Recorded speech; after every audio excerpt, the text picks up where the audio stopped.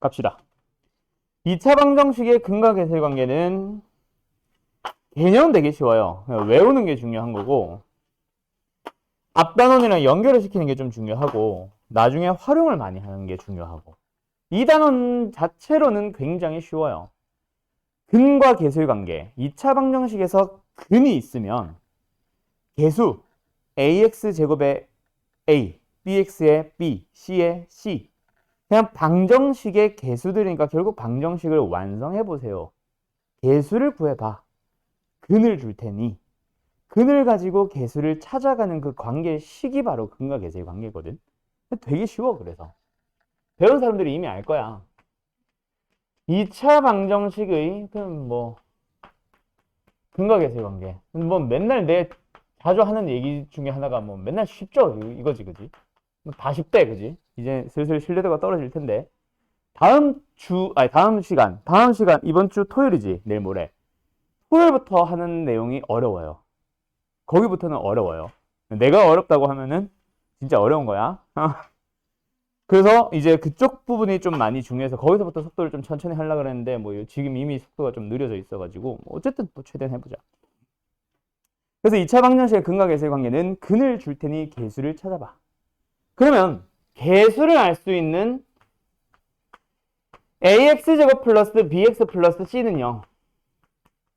꼬르 2차 방정식의 그 a, b, c랑 이 녀석의 근이 알파 베타야 에서 나오는 그 알파 베타랑의 관계식인데 자 얘들아 근을 알 수 있다라는 얘기는 방정식을 다른 형태로 쓸 수 있다는 얘기지. 어떻게 쓸 수 있어? 알파라는 근이 왜 나왔어? 그것도 맞지만 x-알파라는 인수를 가졌기 때문에 알파라는 근이 나왔을 거야. 인수분해했다는 얘기지. 베타라는 근은 왜 나왔어? x-베타라는 근을 가졌기 때문에 인수를 가졌기 때문에 근으로서 베타가 나올 거 아니야. 그 다음에 뭐가 안 맞아? 최고차항 안 맞지? 이거 붙여주면 두 방정식은 똑같은 식이 되는 겁니다. 그러면 이제 얘를 밑에 거를 전개한 식과 비교를 해보자. a의 x제곱 마이너스 a의 알파 플러스 베타 x 플러스 a 알파 베타 는요. 계수비교법 써보자. a는 a야. b는 마이너스 a의 알파 플러스 베타요. c는 a 알파 베타요. 이렇게 외우는 게 아니라 결론 배운 사람들 알지? 근과 계수 관계니까 근에 대한 얘기만 남기고 나머지 이양시켜봐. 마이너스 a분의 b였어. 근만 남기고 a 넘겨봐. a분의 c였어. 그래서 근과 계수의 관계는 결론 두 근의 합과 두 근의 곱을 계수 가지고 만들 수 있어요. 외울 수 있겠죠? 두 근의 합은 최고차의 계수분해 최고차의 계수분해 두 근의 곱도 최고차의 계수분해. 여기 뭐였어?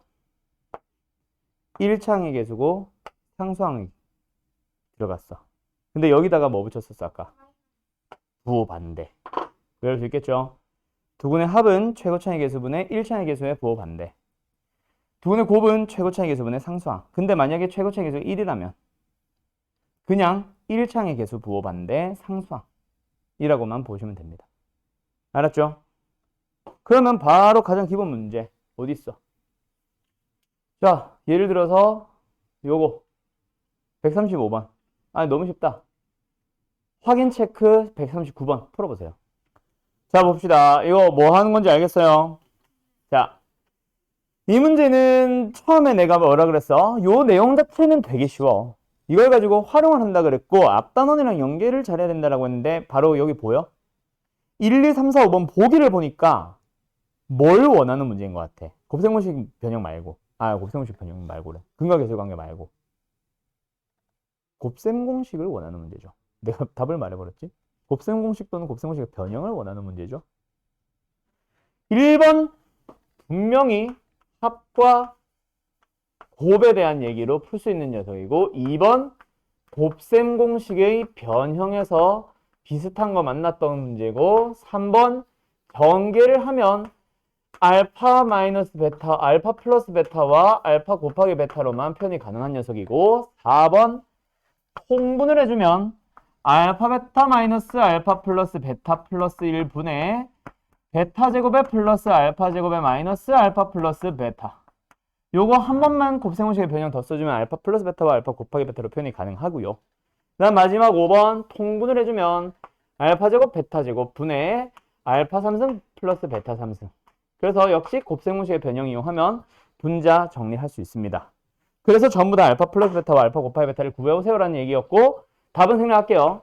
알파 플러스 베타는 3이고요. 알파 곱하기 베타는 4이기 때문에 너네들이 다 풀 수 있었을 거라 나는 생각합니다. 됐죠? 그렇게 물어보는 게 가장 기초 유형. 시험으로 나오는 걸 치면. 알았죠? 근데 그거를 살짝 응용하는 문제가 있어. 그게 바로 밑에 거예요. 한 번 더 풀어보세요. 140번. 기기. 더워. 어떻게 하면 돼요? 단순 전개 맞다 틀리다. 틀리다. 그럼 어떻게 해야 돼? 자, 분명히 얘도 알파 베타에 대한 식이 똑같이 생겼기 때문에 전개는 말도 안 되긴 하지만 어쨌든 전개한다 치면 알파 플러스 베타와 알파 곱하기 베타로 표현이 가능합니다. 전개도 방법이 될 수 있기는 해. 근데 너무 노가다가 많아서 그렇게 하지 말고 다른 걸 갈 거야. 그게 바로 뭐냐면 근각예수의 관계는 당연히 필요하겠지. 근데 그걸로 못 푸는 문제들이 있습니다. 또는 푸는데 너무 오래 걸리는 문제들이 있습니다. 그러면 뭐 해줘야 돼요? 근각예수의 관계보다 더 먼저 나왔던 근에 대한 얘기 뭐 있어? 아까 누가 얘기했었는데 대입하면 성립하잖아.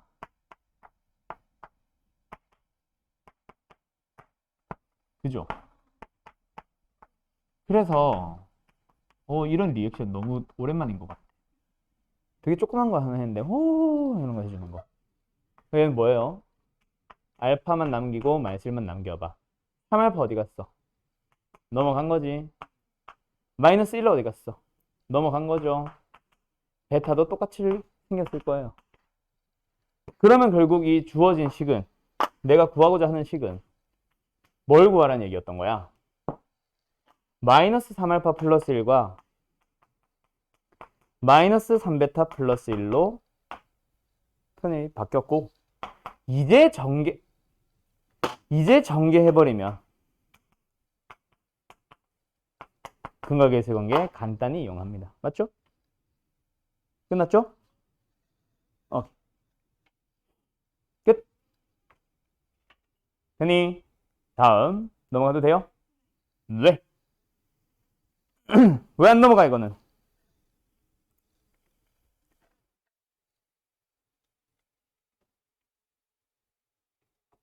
그래서 요거 140번을 잘 봐도 139번은 사실 너희가 아무 말도 안 했는데 근각예수 관계만 던져주자마자 너희들이 풀었기 때문에 이거는 지금 연습 안 해도 풀 수 있는 문제일 거야.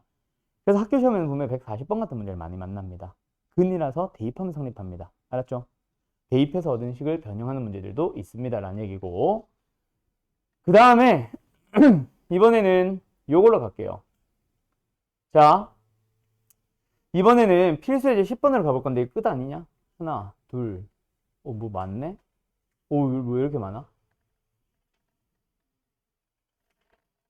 자, 일단 뭐 필수예제 10번 가볼게요. 두근이 주어진 2차 방정식 1번과 2번입니다. 뭐요? 방정식 안 줬지? 최고차의 계수 1 말고는 준 거 없지? 그리고 근을 줬어. 그래놓고 나서 이 두 근의 합을 구하래요. 그럼 마지막에 물어보는 이것도 근과 계수의 관계지만 너희들한테 처음 물어보는 것 자체도 AB를 구해오세요잖아. AB를 어디서 구해? 여기서 구해야 되고 그럼 이거 가지고 두 근의 합은 마이너스 2지.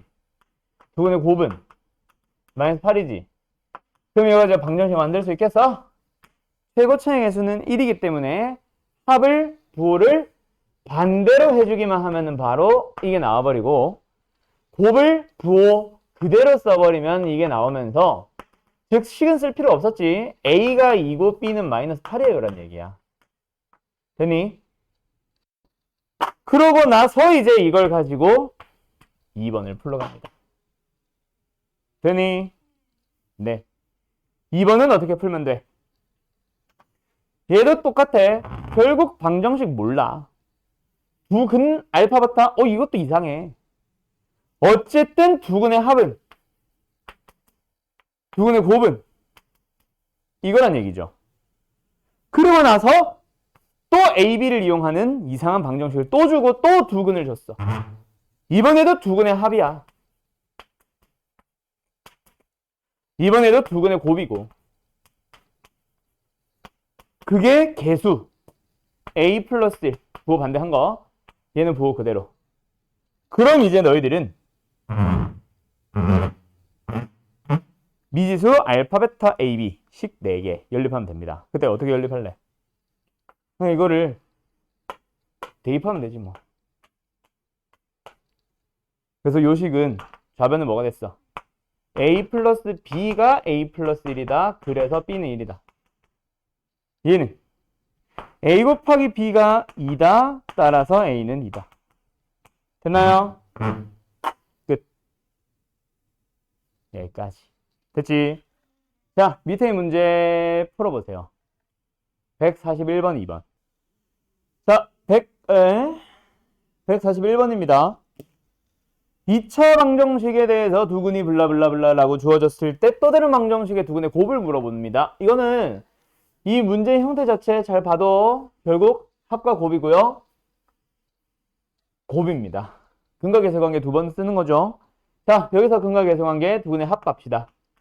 어때요? 계수에서 보면은 마이너스 a분의 2이고 실제 근에서 보면은 마이너스 3분의 2니까 a는 3. 두근의 곱으로 가봅시다. 3분의 b입니다. 부호 반대인 거, 부호 반대 아니라는 거 조심하고. 그래서 곱해주면 마이너스 3분의 1. 그래서 b는 마이너스 1. 그럼 이제 a, b 다 나와버렸으니까 그냥 대입하면 끝나죠. 그래서 마이너스 x제곱에 플러스 3x에 플러스 4. 여기서 두근의 곱을 물어보는 거는 뭐야? 또 근과 계수의 관계. 부호 반대가 아니라 최고차의 계수가 마이너스 1이기 때문에 이렇게 된 거예요. 답은 마이너스 4. 나왔니? 그 다음에 142번도 마찬가지로 갑니다. 자, 142번은 요 문제가 좀 더 중요하긴 해. 학교 시험에 더 자주 나오는 문제예요. 뭐 별로 어려운 건 아니고 똑같아. 자, 일단 첫 번째 원래 주어진 방정식에 대해서 근과 계수의 관계를 살펴봅시다. 알파 플러스 베타는 마이너스 a고요. 알파 곱하기 베타는 b예요. 두 번째 방정식의 두근이 이거다. 이번에도 역시 뭐합니다? 두근의 합과 두근의 곱을 찾으러 갈게요. 합이 뭐야? 알파 플러스 베타 마이너스 2요. 그게 뭐래? a요. 곱은 뭐예요? 알파 베타 마이너스 알파 플러스 베타 플러스 1. 그게 마이너스 b다. 그죠? 끝. 그러면 이제 뭐 하냐? 아까처럼 알파 플러스 베타 자리에 마이너스 1을 넣으면 돼. 여기도 알파 곱하기 베타 자리에 b를 넣으면 돼. 요렇게. 되니? 그러면 얘는 마이너스 a 마이너스 2가 a라서 a는 마이너스 1이고 얘는 뭐야 이거? b 플러스 a냐? 플러스 1. 이 마이너스 b인데 a가 마이너스 1이라서 그냥 b는 0 나온다. 그치? 됐죠? 끝났어요. 답은 a, b의 값을 구하는 거니까 이게 답이겠네요. a는 마이너스 1, b는 0. 되니? 되니? 하다. 다음. 자, 역시 설명 안 합니다. 먼저 풀어보세요. 자, 참고로 이 필수예제 11번 이 유형 별표 쳐놔. 자, 몇 번을 풀어볼 거냐면 143번과 4번. 144번 풀래, 5번 풀래. 둘이 똑같은 건데. 4번 풀래, 5번 풀래. 5번? 5번? 오케이. 143번과 5번 풀어보세요.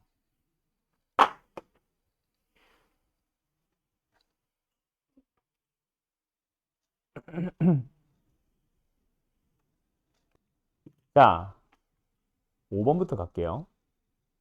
두 근의 비가 2대 5랜다. 그럼 어떻게 풀는데? 아까, 어? 아니, 얘기해봐. 그렇지. 하나의 미수로 잡으면 됩니다. 아까처럼 알파와 베타로 잡아 있으면은 근과 계수형을 바로 쓰면 되지. 근데 이번에 2대 5라는 조건까지 줬기 때문에 굳이 알파 베타 쓰고 알파 대 베타는 2대 5 쓸 필요 없이 두 근을 바로 뭐로 잡자? 2알파와 5알파로 잡으면 될 거야. 그러고 나서 두 근의 합과 곱을 보면 돼. 합해보니까 7알파, 곱해보니까 10알파 제곱. 그거를 진짜 개수로 보니까 오케이. 부 반대 조심. 부 그대로. 그럼 여기서 알파는 1이 되니까 넣어주면은 K는 10 나온다. 그치? 그걸 가지고 다시 대입해서 풀면 끝나요. 맞죠? 이 문제에서 원했던 거는 뭐다? 이거야, 이거. 그럼 144번은 근을 뭐로 잡으면 돼? 알파와 3알파로 잡으면 되겠죠. 그러면 이제 143번은 어떻게 풀면 돼? 143번은 어떻게 풀면 돼? 두 근의 차가 4래. 그럼 두 근을 뭐로 잡을까? 알파와? 아니죠. 자, 두 가지 풀이가 나옵니다. 첫 번째, 두 근을 알파와 알파 플러스 4. 아, 물론 마이너스 4 해도 돼. 어허. 자, 내가 아까 이렇게 대답했었나? 사실 내가 어? 비스무리하게. 어쨌든 그래서 두 근의 합과 곱을 보면 돼. 두 근의 합은, 두 근의 합은, 두 근의 곱은 정리하지 말까? 두 근의 곱은 그럼 둘이 뭐 하면 되겠어? 연립하면 되겠죠. 됐죠? 아래에서 위에 걸 빼러 갈게요. 아래에서 위에 거 뺍니다. 알파 제곱 플러스 2알파 마이너스 4예요. 4예요. 알파 제곱에 2알파 마이너스 8은 0이에요. 인수분해가 되네요. 알파는 2 아니면 마이너스 4예요. 그래서 두 근으로서 가능한 것은 2로 잡았다면 6. 마이너스 4로 잡았다면 0. 됐지? 뭐 K를 구하는 거니까 이거 필요 없었네. 이런 씨. 그래서 알파가 2가 되면은 여기다 넣을까? K는 뭐 아니면 뭐? 2가 들어가면은 10이거나 마이너스 4가 들어가면은 마이너스 2거나 둘 중 하나일 거야. 둘 다 가능하겠네. 답은 마팔. 아, 풀팔. 이게 첫 번째 풀이에요. 근데 나는 이 풀이를 별로 좋아하지 않아. 왜냐면 우리가 결국 근각계수의 관계를 쓰는 거는 두 근의 뭐야? 합과 곱이잖아. 근데 문제에 뭐가 주어졌어? 얘들아, 그러면 합곱차 보면 뭐 생각나는 거 없어? 곱셈 공식의 변형으로 들어가면 됩니다. 그래서 두 근을 알파 베타로 잡아. 합, 곱, 차. 끝났지? 뭐 할까? 차의 제곱은 합의 제곱에서 마이너스 4 알파 베타 마이너스 4배의 곱을 계산해주면 끝나죠. 그럼 K 나오잖아. 됐지? 그러면 K는 마이너스 8K. 아, 간지러워. 넘어가면 뭐야? 마이너스 20이야?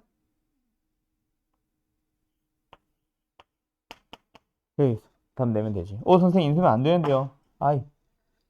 4, 8. 이런 데서 이제 써먹게 되는 거죠. K에 대한 2차 방정식의 합이잖아. 발바닥 간지는 거 아니야.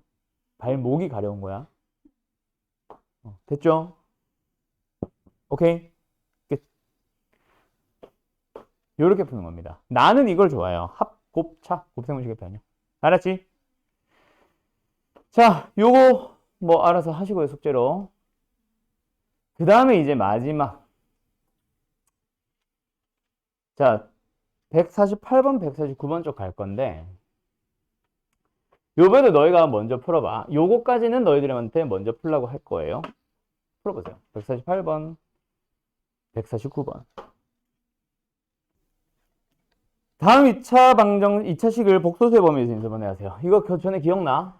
복소수의 범위 인수분해는 우리가 알고 있는 인수분해랑 달라. 우리가 알고 있는 인수분해는 오직 유리수 또는 정수 범위. 유리수도 아니고 거의 정수 범위. 우리가 아는 방식으로 인수분해 못 한다는 얘기야. 그럼 복소수 범위에서 인수분해는 뭐야, 결국? 그렇지. 이겁니다. 근을 알고 있으면은 x-근, x- 또 다른 근의 형태로 인수분해가 가능합니다. 그걸 이용하는 거죠. 그래서 이 문제는 방정식은 아니지. 하지만 방정식이었다고 생각하면 근의 공식 쓸 수 있지. 마이너스 3 플러스 마이너스 루트 9 마이너스 4. 그래서 얘는 x 마이너스 한 근 플러스인 걸로 가자. x 마이너스 또 다른 근 마이너스니까 여기서 플러스가 되겠다. 이게 다예요. 그런 식으로 해도 인수분해 하면 됩니다. 맞죠? 근의 공식 써서 인수분해 하면 됩니다. 149번 가보자. 그럼 149번은 아마 못 푸는 문제도 못 푸는 사람도 있었을 텐데, 오늘 배운 내용이랑 중학교 때 배운 내용을 살짝 섞어봐봐. 그러면 너희들이 어떻게 푸는 줄 알아? 합? 1차의 계수 마이너스 3이라는 얘기야. 곱? 4? 상수항의 4라는 얘기야. 그럼 fx는? x제곱, 이건 쓰지 마. 이 풀이는 쓰지 마. 이렇게 쓸 거야. 인수분해라도 되면 다행인데 되지도 않아요. 그러다 보니까 애들이 뭐라고 쓰기 시작을 하냐면 여기서 이제 이걸로 넘어가기 시작해. 그래서 이렇게 풀기 시작을 해요. 왜? 중학교 때 이렇게 하라고 배웠거든. 그래서 전개한 다음에 f, EX-를 다시 써서 다시 근을 구합니다. 전개를 해서 상수항 보면 되겠죠. 이제부터는 이렇게 하지 마세요. 알았죠? 그러면 어떻게 해야 되는데요? 이 문제는 이걸 만족하는 x가 알파 베타야. 그때 두근의 합은, 두근의 곱은 좀 이따가 보고 요걸 봐. 그럼 이제부터 ft가 있대. t에 뭐 넣으면 성립해? 알파 베타. 만약에 fy가 있대. 능력이 되고 싶대. y에 뭐 넣으면 성립해? 알파 베타. fa가 있대. 능력이 된대. a에 뭐 넣으면 성립해? a가 뭐야? 알파 또는 베타. 다시. 그럼 f에 x-1 있대. x-1 자리에 누구 넣으면 성립해? 알파 베타. 그래서 마지막에 보는 게 f2x-1이 0이 된다를 만족하려면 결국 여기에 f 속이지. x가 아니라 f 속에 알파 베타가 들어가면 성립한다면 여기도 f 속에는 알파 베타가 들어가면 성립하는 거야. 그러면 이걸 만족하는 2x-1은 알파면 되지. 2x-1은 베타면 되지. 근데 우리가 원래 이거에서 근이라고 부른 건 결국 뭐야? 알파야? x 값이잖아. 알파가 아니지. x1이라고 한다면 얘가 1이면은 x1은 알파 플러스 1 나누기 2로 가면 돼. 또 다른 근은 여기서 나오는 거지. 베타 플러스 1 나누기 2로 가면 돼. 됐죠? 그러면 이제 마지막 최종 답은 두 놈의 곱을 구하면 되지.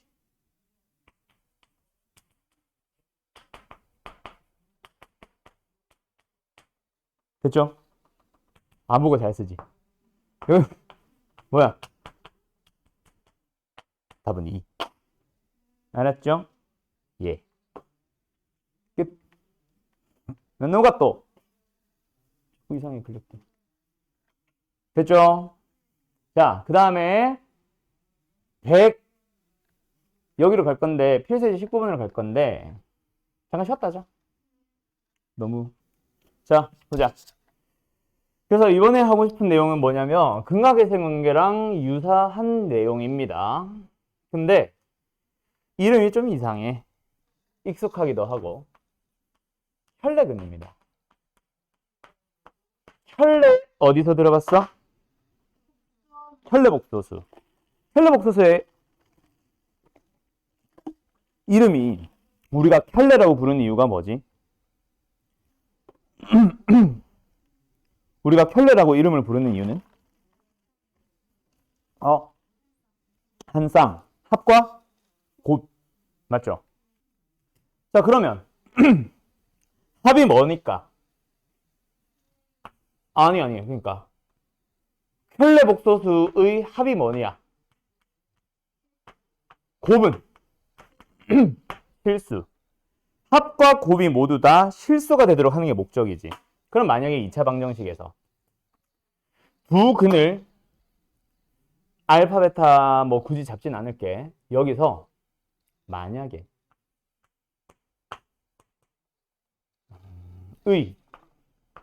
한 근이 주어졌어.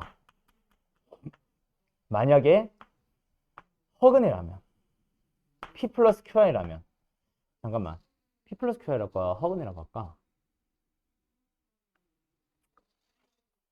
P 플러스 QI라면 물론 PQ는 실수, Q는 0이 아님. 허근 개수가 만약에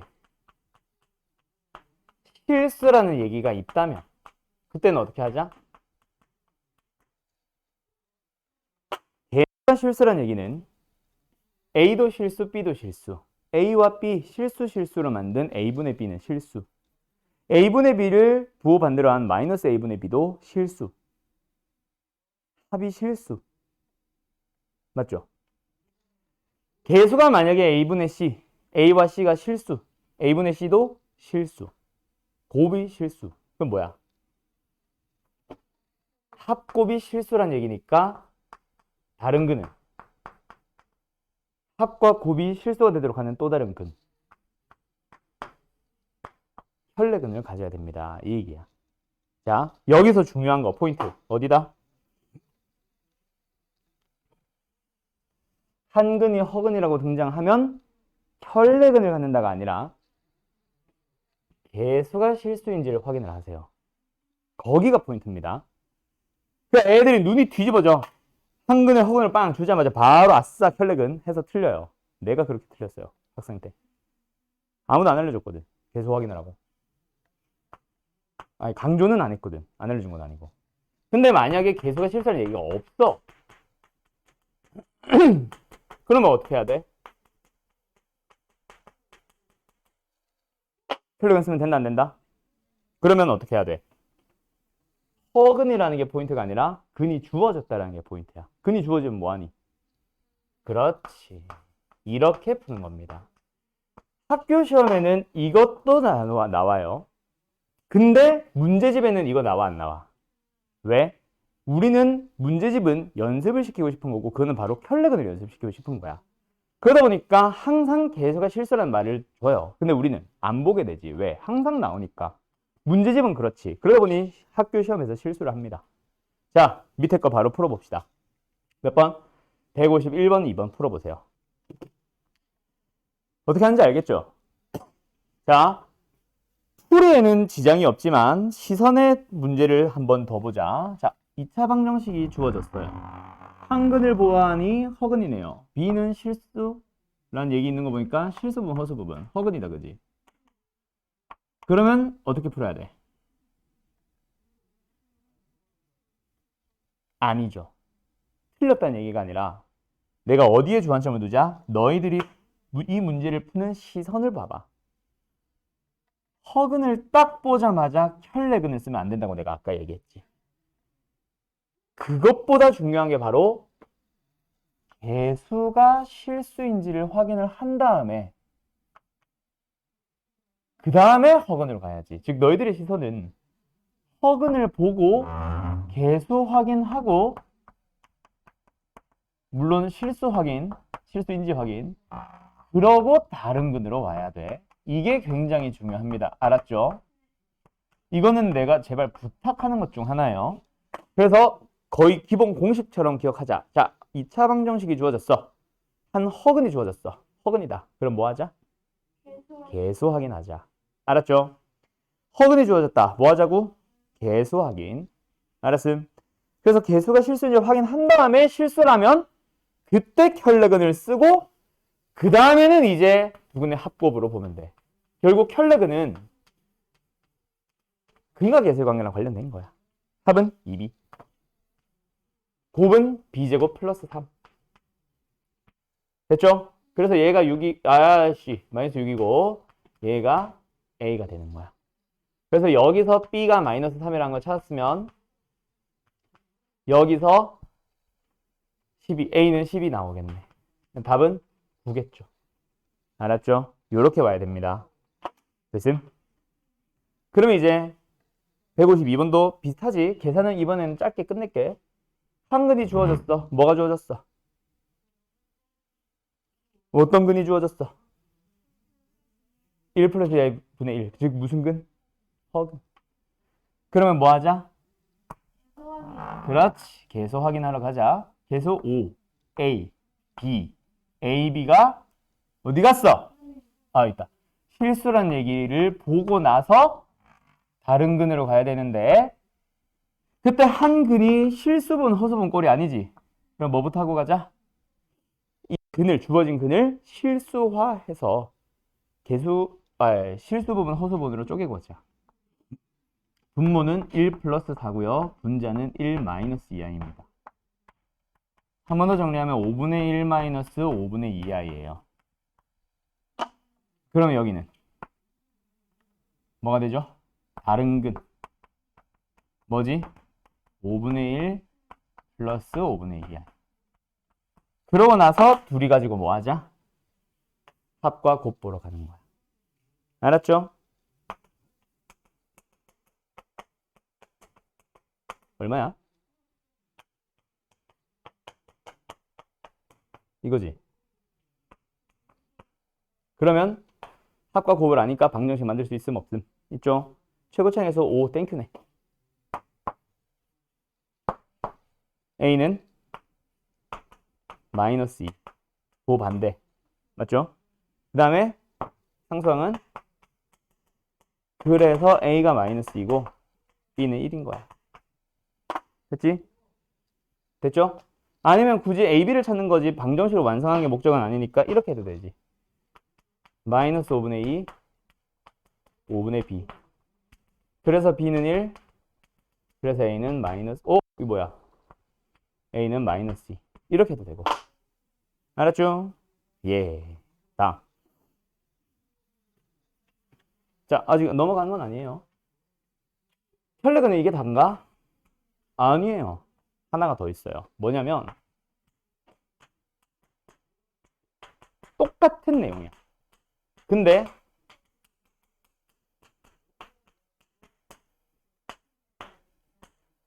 무리근으로 주어질 때도 있습니다. 무리수인 근도 똑같아. 대신에 개수가 뭐? 실수가 아니라 유리수라는 얘기가 있다면 그 말은 이 근이 가지고 있는 루트, 무리수 부분을 없애주는 근이어야 하고 곱도 유리수가 되려면 켤레일 수밖에 없어요. 그래서 개수가 유리수라면 다른 근은 켤레근인데 무리수 근의 켤레는 무리수 부분의 부호를 뒤집는 거다. 그 다음에 유리수가 아니라면, 없다면인데 정확하게는 그때는 역시 그냥 근이 주어진 거라고 풀면 되고 학교 시험에서는 2번 가지고 너희들한테 좀 장난칠 겁니다. 주의하세요. 알았죠? 다음. 끝. 그럼 오늘 이제 요 유형으로 잠깐만 넘어갔다 오자. 알았죠? 자, 갑니다. 여기가 이제 내가 제일 강조하는 단원입니다. 그래서 오늘은 진도를 나가고 숙제를 나가는 데 목적이 있다기보다는 기본적인 틀을 설명하기 위한 날이라고 보면 될 것 같아. 물론 숙제는 있을 수도 있고 없을 수도 있고. 이거 지워도 돼요? 여기서도 그래서 결국 포인트는 뭐다? 한 그림 무리수다. 그럼 뭘 보러 가자? 개수 확인해서 개수가 유리수인지 확인을 하고, 유리수란 얘기가 있으면 켤레근 쓰는 겁니다. 알았죠? 자, 그럼 이번 단원 이름이 뭐예요? 2차 방정식과 2차 함수의 관계. 얘들아, 무슨 관계 있겠어? 알아? 그건 함수고요. 방정식은? 방정식은? 너네가 방정식이라는 게 뭐고 함수라는 게 뭔지 고민해 본 적 있어? 없죠? 그냥 방정식이라고 하니까 방정식이라고 배운 거고, 그냥 함수라고 하니까 함수라고 배운 것 뿐이요. 그죠? 근데 함수가 뭔지를 사전적인 의미로 물어보면 대답은 못하지만 그래도 함수가 뭔지는 대충 알지. 1차 함수, 2차 함수. 2차 방정식이 뭔지는 알지. 그 둘의 관계를 지금부터 설명해 줄게. 이번 단원에서는 그래서 나는 이 책처럼 설명 안 합니다. 좀 다르게 설명해요. 그래서 너희들은 지금 이 내용을 오늘 한번 보고 다음 시간에 한번 보고 수학 상하는 동안에 한 3번 정도 또 더 볼 겁니다. 한 5번 정도 쓰게 될 거야. 그래서 요 단원 처음에다가 좀 여유 있게 큼직큼직하게 간격 좀 띄워서 쭉 써놨으면 좋겠어. 알았죠? 요 위에 제목도 한 줄 있는데, 자, 요 위에 제목 내가 안 써버렸네. 뭐냐면 함수와 방정식과 콤마 부등식의 관계. 이게 이제 이놈의 제목이에요. 그래서 나는 이제 뭐라고 나중에 부르냐면 함방부라고 불러. 함방부. 함수와 방정식, 부등식의 관계. 지금 이쪽 잘 해둬야 너네가 나중에 이상한 짓 안 해요. 특히 이 내용은 새로운 함수를 배울 때마다 항상 다루는 녀석일 거야. 알았지? 함수가 뭐야? 라고 사전적인 의미는 안 물어볼게요. 그냥 함수가 있다고 가정을 해보자. y는 fx라는 함수랑 y는 gx라는 함수가 있다. 노란색으로 바꿀까? y는 fx라는 함수랑 y는 gx라는 함수가 있어. 두 개의 함수가 등장을 했죠. 그때 내가 너희들한테 만약에 자, 두 함수의 교점을 구해보세요 라고 하면은 너희들은 어떤 연산을 할래? 연립. 정확하게 대답했죠. 연립입니다. 자, 잠깐만 요것만 쓰고 고개 들어봐. 썼어? 자, 너희들이 나중에 이런 내용을 배워. 너네 부정이라는 단어가 뭐야? 아니다라는 의미도 있어요. 수학 하에서는 아니다라는 의미의 부정이 나옵니다. 근데 지금의 부정은 그거랑 달라. 약간 투부정사랑 느낌 비슷한데. 투부정사의 부정사가 뭐야? 투부정사가? 그겁니다. 감이 좋구나. 수학에서의 부정도 정해지지 않은 거예요. 근데 정확하게는 수학에서의 부자는 조금 의미가 달라. 정할 수 없다라는 뜻을 가져. 왜 정할 수 없어? 부정. 해를 구해보세요라고 해서 이건 안 써도 돼, 얘들아. 그냥 이 단원의 그냥 기본 상식인데 저 뒷단원 내용이 들어오는 거라서 나중에 너희 부정 방정식이라는 걸 배우게 될 거야. 방정식이 근을 구하세요지. 근데 부정이다. 정할 수 없다. 왜 근을 정할 수 없어?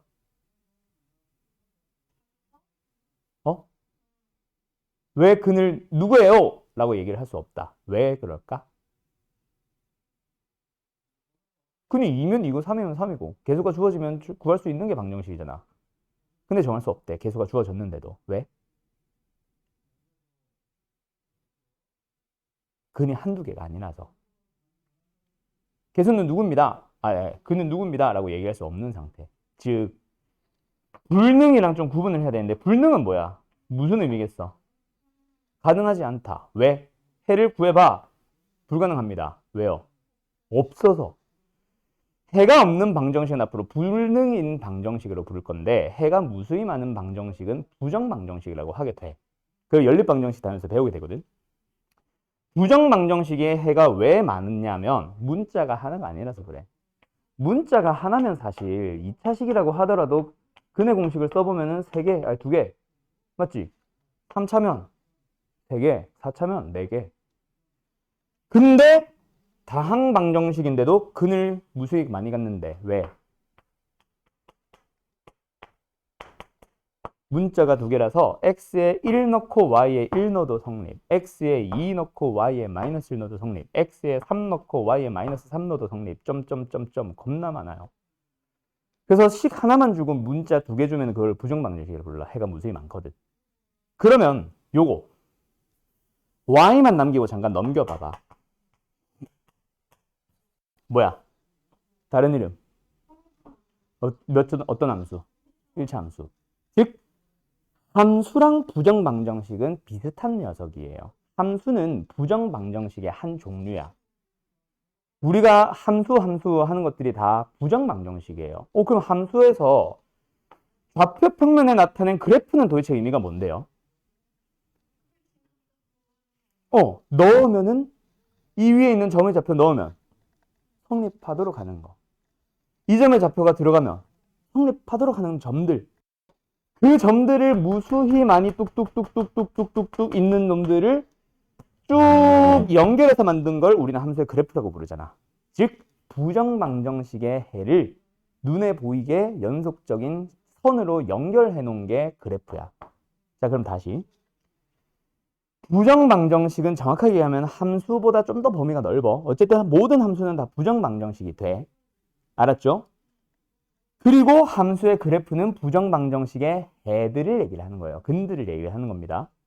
알았죠? 그럼 여기로 다시 돌아와 볼까? 결국 이 녀석은 함수지. 부정방정식이라고도 할 수 있지. 이 녀석도 함수지. 부정방정식이라고도 할 수 있지.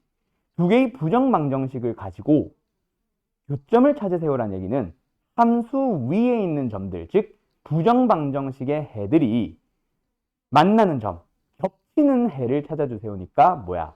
둘 다 동시에 만족하는 해를 찾아주세요라는 얘기라서 연립을 하게 되는 거야. 그게 이제 수학이라는 과목을 제대로 공부를 하면 이렇게 흐름이 잡혀.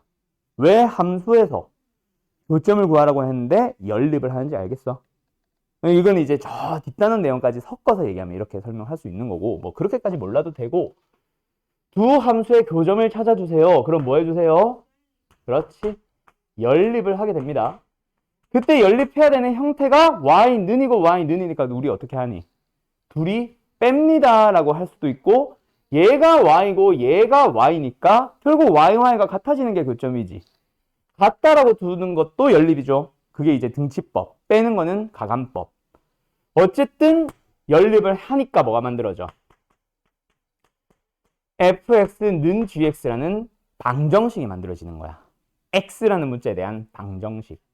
그럼 방정식이니까 뭘 구할 수 있어? 근을 찾을 수 있지. 그 중에 우리 실근만 바라볼게요. 왜? 함수라는 거는 허근을 다루지 않습니다. 좌표 평면에다 나타내는 거고, 좌표 평면은 2개의 수직선이 만나는 거고, 수직선의 원래 이름은 실수직선이라서 수직선, 즉 좌표 평면은 실수만 다루게 됩니다. 거기다가 표현을 하는 함수는 당연히 실수의 범위만 볼 거예요. 허수의 범위는 관심 없어요. 그래서 함수에서부터 출발했기 때문에 당연히 실근만 보게 되는데, 방정식을 만들었지. 왜? 근 교점을 찾으려고. 근데 y가 사라지고 x만 남았네. 실근은 바로 뭐다? x값이잖아. 그럼 교점에서 뭘 구한 거다? x좌표를 구한 거다. 자, 그래서 하나의 공식 비슷하게 만들어 가자. 2개의 함수가 존재해. 두 함수에서 교점의 x좌표를 구하고 싶다. 우리는 뭐 한다? 연립해서 실근 찾는다. 알았죠? 자, 그러면 뭐? 다시 한번. 두 함수의 교점의 x좌표와 같은 것은 뭐다? 연립해서 얻은 방정식의 실근이다. 교점과 실근은 같은 얘기가 되는 거야. 여기까지 따라왔어요? 그러면 너희들이 이제 자유롭게 왔다 갔다 해야 돼. 방정식에서 함수로 풀기도 하고 함수에서 방정식을 넘어가서 풀기도 해. 근데 일반적으로 함수에서 교점 찾으세요가 연립해서 얻는 방정식이라고 했잖아. 원래 배우는 순서는 뭐겠어? 함수가 먼저야, 방정식이 먼저야? 당연히 함수가 먼저겠지. 함수 배우고 그래프도 배우고 막 한 다음에 그 다음에 교점을 찾아보세요가 분명히 나올 테니까 그때 방정식을 배우면서 설명하는 게 원래 방법이긴 해.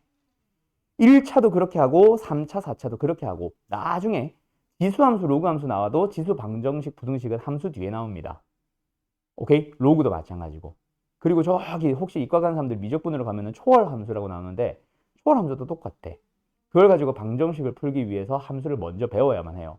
근데 우리 순서가 좀 이상한 거 하나 있지. 바로 2차 함수, 2차 방정식. 우리 방금 뭐 배우고 왔어? 2차 방정식 뭐 배웠어? 제일 처음에 배운 거. 중딩 때도 배운 거. 근의 공식 또는 인수분해, 근을 구하는 방법. 또 지난 시간에 한 거. 뭐 D 판별식. 오늘 또 뭐 배웠어? 처음에 근과 계수의 관계. 또 뭐 배웠어? 마지막에 계수 확인. 그 뭐야? 무슨 근? 무슨 근? 켤레근. 2차 방정식은 유일하게 방정식을 먼저 배웁니다. 왜요? 방정식에서 근에 대한 물음에 따라 달라지긴 하지만 방정식에서 뭔가를 풀기 위한 도구들이 많이 나오는 게 2차 방정식이거든. 그래서 2차 함수의 그래프 물론 중학교 때 배웠기 때문에 할 수 있는 것도 있지만 중학교 때의 순서도 2차 방정식이 먼저였어. 2차 함수보다. 그리고 고등부에서도 2차 방정식을 먼저 하고 함수를 다시 하는 겁니다. 중학교 때 함수의 그래프를 배웠을 뿐 다시 한번 정리하는 순서는 방정식이 먼저지. 왜 그렇다? 방정식에서 도구가 많이 나오기 때문에. 그래서 어쨌든 잘 봐. 두 함수의 교점의 x좌표를 구하라는 문제가 나왔어. 교점의 개수를 물어보든 교점을 구하라고 하든 교점이 존재하는지 확인을 하든 뭘 하든 어쨌든 교점에 대한 질문이 등장하면 너희들은 연립해서 방정식을 만들었어. 근데 만약에 그 연립해서 얻은 방정식이 뭐라면 if 몇 차 방정식? 2차 방정식이라면 2차 방정식에 도구들이 많이 있다 그랬지. 첫 번째, 만약에 방정식에 뭘 물어본다면 근을 물어본다면 뭐 하면 돼? 인수분해를 하거나 안 되면 근의 공식을 쓰거나. 자, 또 만약에 근의 개수라던가 실근, 허근과 같은 실허라고 할까? 원래 나 종류라고 불렀는데 실근, 허근과 같은 질문을 한다면 뭐 쓰면 돼? 방정식이 실근 가지세요. 두 개의 실근 가지세요. 이거 뭐 하면 돼? D. 판별식 들어가면 되죠. 세 번째, 물음이 좀 독특했지. 오늘 제일 처음 기초문제 뭐 있었어? 예를 들어서 알파분의 1 더하기 베타분의 1 같은 거 물어보던가 제곱 더하기 제곱을 물어보던가 또는 두근의 차 같은 걸 물어보잖아. 그럼 뭐 썼어? 그렇지. 근과 계수의 관계를 써요. 근교의 관이라고 부를게요. 그 다음에 한근이 허근, 한근이 허근이 등장한다. 뭐에? 계수 확인. 그러면서 뭐 배웠어?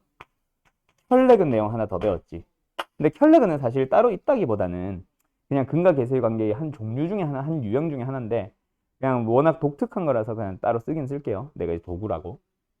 어쨌든 방정식이 만약에 연립해서 얻은 방정식이 2차라면 이런 도구들을 배워왔으니 너희들은 원래 이 두 함수의 질문에서 이렇게 물어본다면 앞으로 이런 순서로 와서 4개 중 뭐 쓸지를 고민을 할 거야. 그걸 미리 연결시키기 위한 게 이번 단원이에요. 그래서 익숙해지면 너희들이 이렇게 돌아오지 않고 다이렉트로 바로 갈 수 있게 하는 게 이번 단원이라고. 알았음? 그러면 교점에 대해서 뭐라고 질문한다면 근을 찾아주면 돼. 즉 x를 찾아주면 돼. 즉 실근을 찾아주면 돼. 실근이 뭔데? 교점을 찾아주면 돼. 뭘 물어보면?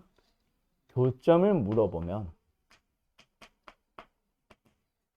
근의 공식 인수분해 하시면 됩니다. 여기는 이것만 쓸게요. 알았죠? 그러면 두 번째, 2차 방정식의 도구인 판별식을 쓰는 경우는 저기서는 뭐라 물어봤겠어? 더 이상 허수는 관심이 없으니 어디만 관심 있는 거야? 당연히 실근이니까 이건 관심 없으니 뭐만 관심 있는 거야? 근의 개수. 여기서는 뭐라 물어봤겠어? 어머, 뭐라 물어봤겠어? 교점의 개수. 다시 한번 얘기할게요. 방정식에서의 실근이 뭐다? 함수에서는 교점의 x좌표. 교점이라고도 하고 x좌표로 또 붙이기도 하는데 x좌표 붙이는 게 정상이네. 정답이긴 해요. 근데 어쨌든 실근이 두 개면 교점의 x좌표가 두 개니까 점 자체가 두 개란 얘기지. 교점의 개수를 물어본다면 그래서 연립해서 판별식 쓰러 갈 겁니다. 이거예요.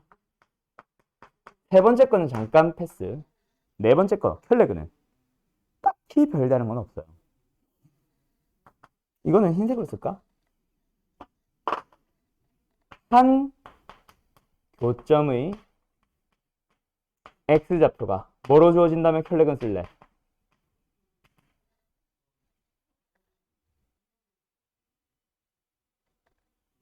뭐로 주어지면 켈레근 쓸래? 어? 뭐라고? 아니, 켈레근을 쓰게 되는 이유. 허근. 근데 함수는 허수 아니라 했잖아. 그럼 켈레근은?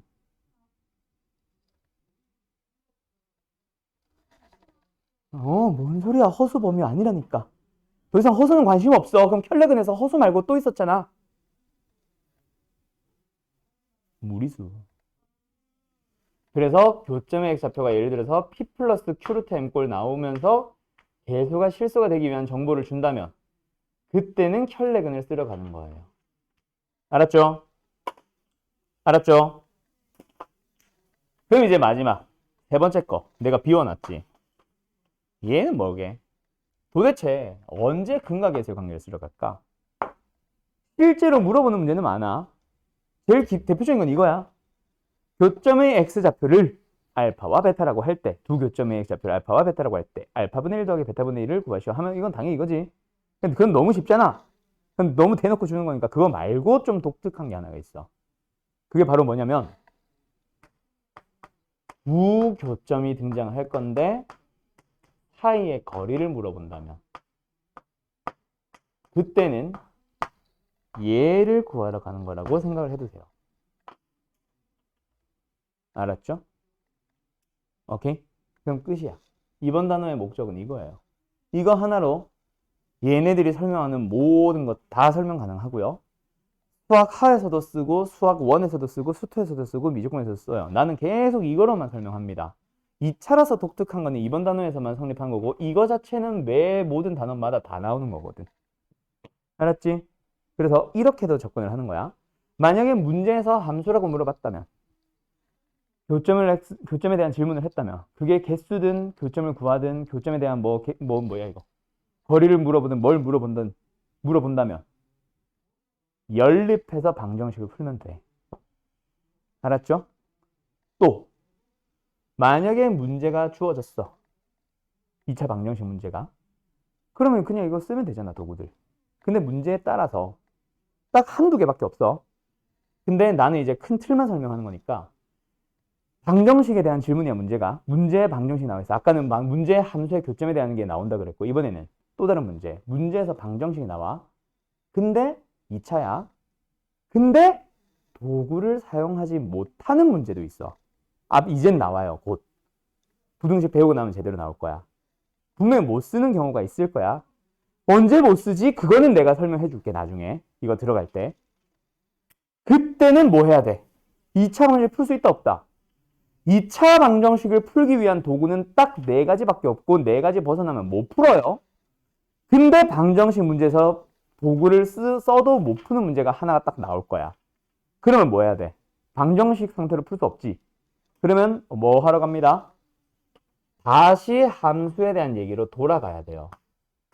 나는 그 녀석을 뭐라고 부를 거냐면 그냥 함수로 해석합니다라고 부를 거예요. 이름만 연립이고 함수로 해석하는 거. 또는 어떤 쌤들은 함수화라고도 해. 알았죠? 나는 근데 영어래. 좀 약간 뭐랄까, 약간 함수화, 뭐뭐화. 저거 너무 좀 옛날 아저씨 같은 명칭 아니냐? 그래가지고 나는 안 써. 나는 젊으니까. 그래서 어쨌든 함수화라고 쓰시는 쌤들도 계신데 나는 어쨌든 함수로 해석합니다라고 해요. 근데 함수로 해석합니다. 함수로 해석을 하세요라고 하니까 애들이 더 어렵게 느껴지는 것 같은데 어려운 게 원래 맞아. 알았죠? 알았죠? 그러면서 방정식에서 문제에서 있는 이러이러한 명칭들을 함수에 대한 명칭으로 싹 풀어서 다시 한번 읽어줘야 되거든. 그래서 나는 해석이라는 명칭을 쓰는 거고 그렇게 해서 함수 얘기를 풀어야 돼. 왜? 함수에는 도구 하나 더 있잖아. 뭐 그래프.